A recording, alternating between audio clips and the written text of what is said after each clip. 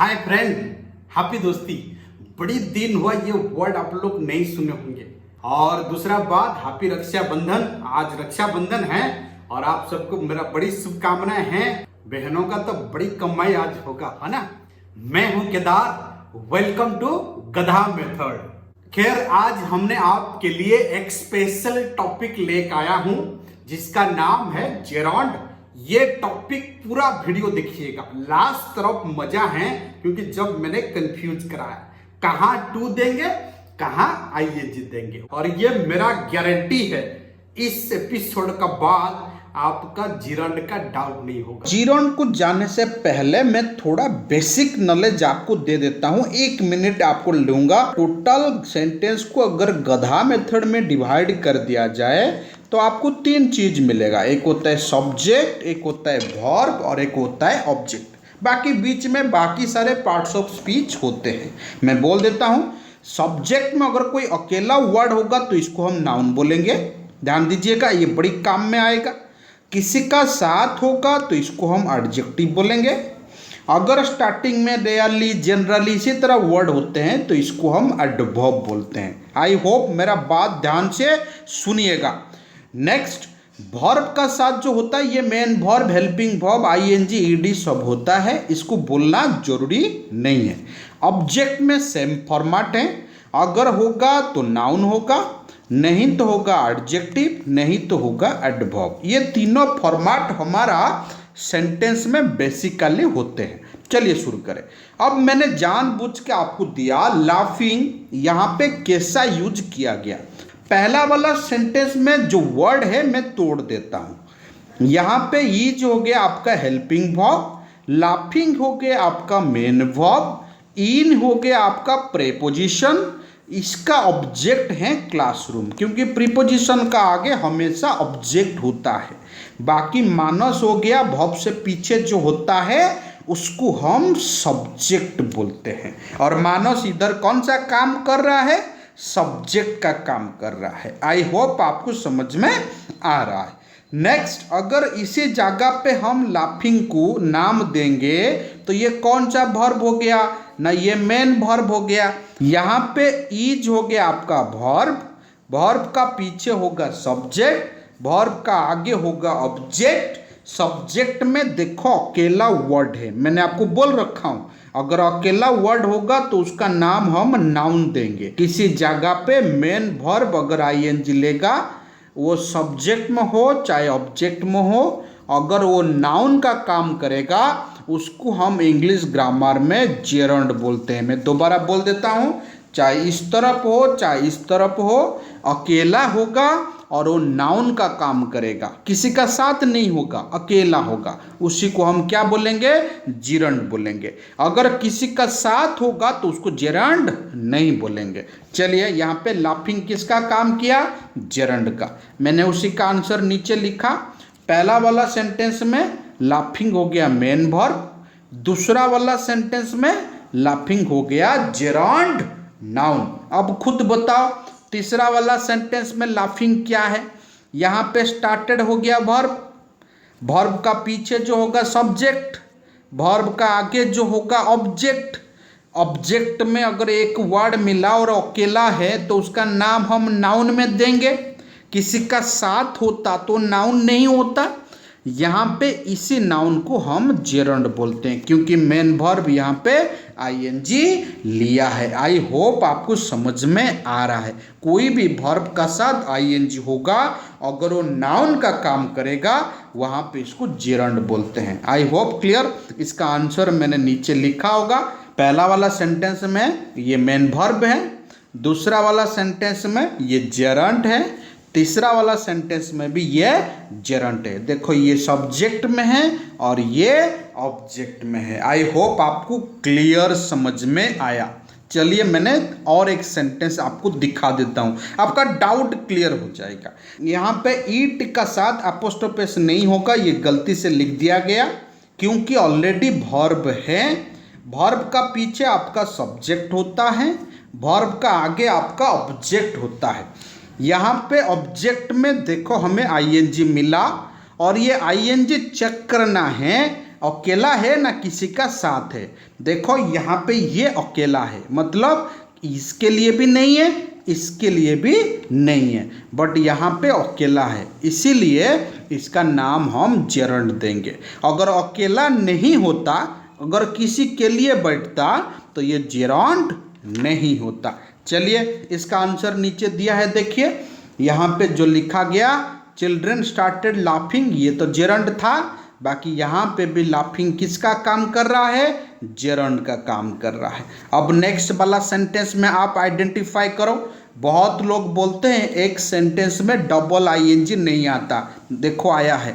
ये भी वर्ब नहीं है और ये भी वर्ब नहीं है, देखो दोनों साइड में आया है। यहाँ पे देखो स्टार्टेड हो गया वर्ब, इसको थोड़ा इम्पोर्टेंट मारिएगा। स्टार्टेड हो गया वर्ब, वर्ब का पीछे होगा सब्जेक्ट, वर्ब का आगे होगा ऑब्जेक्ट। सब्जेक्ट में जो सबसे इम्पोर्टेंट वर्ड है वो मदर है, कोई बात नहीं, बट यहाँ पे ऑफ है तो ये भी नाउन का काम करना, ये भी नाउन का काम करेगा। बट बात है कि ये नाउन नहीं हो पाएगा, क्यों सर? ना ये बेबी के लिए बैठा, लाफिंग बेबी। अगर मैं बोलूँगा गुड बॉय, इसमें बॉय होगा नाउन, तो गुड किसका काम करेगा? ना एडजेक्टिव का काम करेगा। एग्जैक्टली ये वही है, यहाँ पे जो लाफिंग है ये किसका काम कर रहा है? एडजेक्टिव का काम कर रहा है। बेबी हो गया नाउन और ये हो जाएगा एडजेक्टिव। क्लियर? अब दूसरा वाला देखते हैं। ये था वर्ब था, वर्ब का बाद देखो ऑब्जेक्ट आया। अगर ऑब्जेक्ट में ये अकेला है तो यहाँ पे इसको जेरंड बोलेंगे, क्योंकि जब भी हमको अकेला मिलेगा वो नाउन का काम करेगा। जब भी वो नाउन हुआ तब वो जेरंड हो गया। जब भी किसी के लिए बैठेगा तो जेरंड नहीं हो पाएगा। देखो इसका आंसर नीचे लिखा है, देखो यहाँ पे लाफिंग जो है वो एडजेक्टिव है, बाकी यहाँ पे जो लाफिंग है वो ऑब्जेक्ट है, जिसका नाम हम क्या देंगे? जेरंड देंगे। मैंने आपके लिए लेकर आया हूँ 3 स्पेशल क्वेश्चन, जिसमें आपको आइडेंटिफाई करना है इसमें आईएनजी कौन सा काम कर रहा है। चलिए शुरू करते हैं। यहाँ पे हमारा वर्ब है आर, वर्ब का पीछे जो मेन सब्जेक्ट है वो टीचर्स है, क्योंकि इसी के लिए आर बैठा। अगर टीचर सब्जेक्ट हो गया मतलब नाउन हो गया, तो ये दोबारा तो नाउन नहीं बनेगा। तो यहाँ पे हमको इसी फॉर्मेट में सेंटेंस दिया। किस फॉर्मेट में? ना नाउन का साथ डायरेक्ट आईएनजी। ऐसा होता है क्या? ना बिल्कुल होता है नाउन का साथ डायरेक्ट आईएनजी।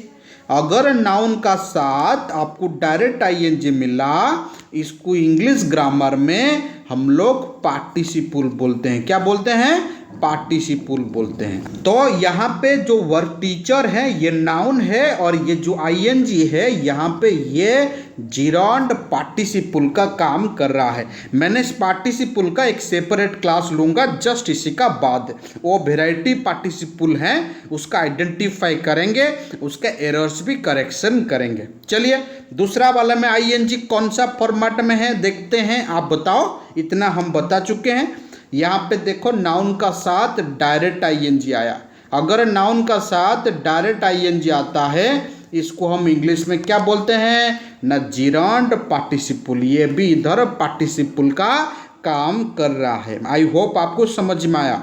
अगर खाली नाउन मतलब भी आईएनजी रहा तो वो जेरंड है, नाउन का साथ अगर आईएनजी रहा तो पार्टिसिपल है, नाउन का पीछे अगर आईएनजी रहा तो एडजेक्टिव है। यही तो तीनों चीज है, इन्हीं को लेकर हम लोग को काम करना है। लास्ट वाला देखते हैं। यहाँ पे देखो सिगरेट्स हुआ नाउन, और यहाँ पे स्मोकिंग किसका काम किया? एडजेक्टिव का। यहाँ पे ये हो गया एडजेक्टिव, ये हो गया पार्टिसिपल, ये भी हो गया पार्टिसिपल। बेसिकली वर्ब आईएनजी लेता है तो इसको क्या क्या नाम देते हैं?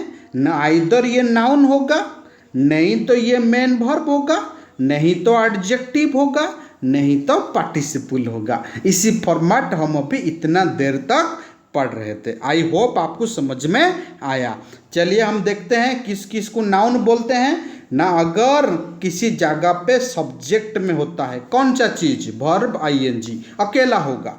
अगर सब्जेक्ट में होगा, नहीं तो प्रीपोजिशन का साथ ऑब्जेक्ट में होगा। जैसे बोलते हैं ऑफ सिंगिंग, देखो यहाँ पे सिंगिंग अकेला है तो यहाँ पे भी इसको हम जिरंड बोलते हैं।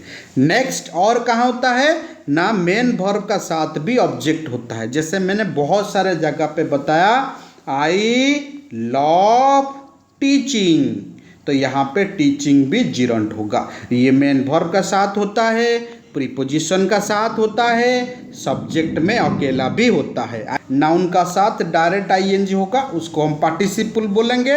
अगर नाउन का पीछे होगा उसको एडजेक्टिव बोलते हैं, कभी कभी इसको पार्टिसिपल भी बोलते हैं। मैंने इसका ऊपर एक स्पेशल क्लास आपका लूँगा। अब हमारा डाउट क्लियर हो गया, कहाँ आईएनजी पार्टिसिपल होगा, कहाँ जिरंड होगा, कहाँ मेन वर्ब होगा। आई होप आपको समझ में आया। अब मैं चलता हूँ कंफ्यूजन सेक्शन। कौन सा वर्ड हैं जो डायरेक्ट उनका साथ जिरंड लेते हैं। देख, अगर आपका पास एंजॉय होगा, अगर आपका पास स्टॉप होगा, अगर आपका पास मेक होगा, अगर आपका पास स्टार्टेड होगा, नाइस होगा, avoid, finish, deny, miss, hate, love, dislike, ये डायरेक्ट अपना साथ आईएनजी लेते हैं। मतलब सर ना, मतलब देखो नीचे लिखा, अगर स्टॉप टू डू होगा ना स्टॉप डूइंग होगा। अगर स्टॉप टू डू लिख दिया ये गलत होगा, स्टॉप डूइंग लिख दिया तो ये सही होगा। क्यों सर, ना स्टॉप का साथ डायरेक्ट जिरंड अप्रोच करता है। और कहाँ कहाँ जिरंड होते हैं ना, कुछ जगह पे प्रीपोजिशन भी जिरंड लेते हैं। कैसे ना, किसी जगह पे फॉर होता है, फॉर गोइंग ना फॉर गो होता है, for going, from doing, from, of doing, without playing, at doing, in doing, on playing, after doing, before doing, by doing, ये हमेशा अपना साथ आईएनजी लेते हैं। ये प्रीपोजिशनल जिरंड इसको हम बोलते हैं। एग्जाम्पल मैंने आपके लिए दिया, टायर्ड ऑफ प्ले नहीं होगा, क्या होगा, प्लेइंग होगा। असेम्ड ऑफ टेलिंग होगा, टेल कभी नहीं होगा, क्योंकि यहाँ पे क्या है ना, प्रीपोजिशन है। इसको हम बोलते हैं प्रीपोजिशनल जिरंड। कुछ फ्रेज भी होते हैं जो टू लेते हैं फिर भी उनका साथ हो जिरंड लेते हैं। कैसे ना, यहाँ पे लिखो, why with a view to, look forward to, habituated to, accustomed to, be plus use to, ये हमेशा अपना साथ आईएनजी लेते हैं। यहाँ पे डाउट नहीं होना चाहिए, 2+V1 मत करना, ये हमेशा अपना साथ क्या लेंगे, आईएनजी लेंगे। मैंने एक एग्जाम्पल आपके लिए लिखा, I am with a view to पास होगा ना पासिंग होगा, ना ये टू है बट फ्रेज है विथ ए व्यू टू, इसलिए यहाँ पे पासिंग बिल्कुल सही है। आपका डाउट होगा कि sir she is afraid of swimming होगा ना अफ्रेड टू स्विमिंग होगा, ये बड़ी डाउट आपका क्रिएट करता है। ये डाउट क्लियर करना जरूरी है, इसीलिए जानबूझ के मैंने इसको लास्ट को फेंक दिया।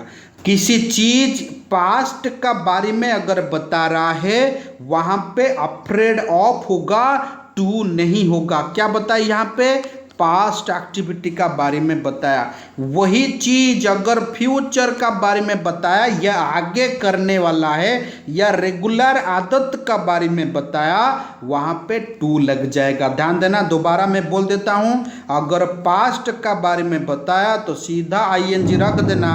अगर फ्यूचर का बारे में बताया नहीं तो रेगुलर हैबिट का बारे में बताया, वहां पे 2+V1 जोड़ देना। दोबारा बताता हूं, अगर पास्ट का एक्टिविटी बताया तो ऑफ प्लस आईएनजी, अगर फ्यूचर और रेगुलर एक्टिविटी बताया तो 2+ क्या हो जाएगा, V1 हो जाएगा। सॉरी फॉर कब होगा, सॉरी टू कब होगा। सर सॉरी फॉर तब होगा जब आपका पास कोई पास्ट एक्टिविटी बताएगा, जैसे कि I am sorry for doing mistake, जो मैंने गलतियां किया उसके लिए मैं सॉरी फील कर रहा हूं, ये कोई पास्ट को बताया तब आईएनजी आएगा। मैंने ऊपर इसका बारे में डिस्कशन किया। अगर रेगुलर हैबिट बताएगा या कोई फ्यूचर को बताएगा तो यहाँ पे टू लग जाएगा। सॉरी टू डिस्टर्ब यू मतलब अभी मैं करूँगा, आज सॉरी टू डिस्टर्ब यू तो कल जाएगा, इसका मतलब ये फ्यूचर का बारे में बता रहा है, नहीं तो रेगुलर हैबिट का बारे में बता रहा है, तब जाके मैंने टू दिया। मैं गधा मेथड आपको मुफ्त में बोल देता हूँ। अगर पास्ट देता है इस जगह पे हम आईएनजी प्ले करते हैं, अगर प्रेजेंट देता है यहाँ पे हम 2+V1 यूज करते हैं। प्रेजेंट और फ्यूचर देता है, ये एक गधा मेथड है। सर ये सबसे डाउटफुल टॉपिक है, इसको थोड़ा ध्यान दीजिएगा। रिमेंबर कहाँ आईएनजी लेगा, रिमेंबर कहाँ टू लेगा, मैं बोल देता हूँ, ध्यान देना। सर यहाँ पे दो एक्शन है, यहाँ पे ये हो गया पास्ट एक्शन और ये हो गया प्रेजेंट एक्शन, इसको थोड़ा याद रखिएगा। ये पास्ट एक्शन क्यों ना मैंने कभी पढ़ा था, ये प्रेजेंट एक्शन क्यों ना मैंने अभी याद किया, ध्यान दीजिएगा।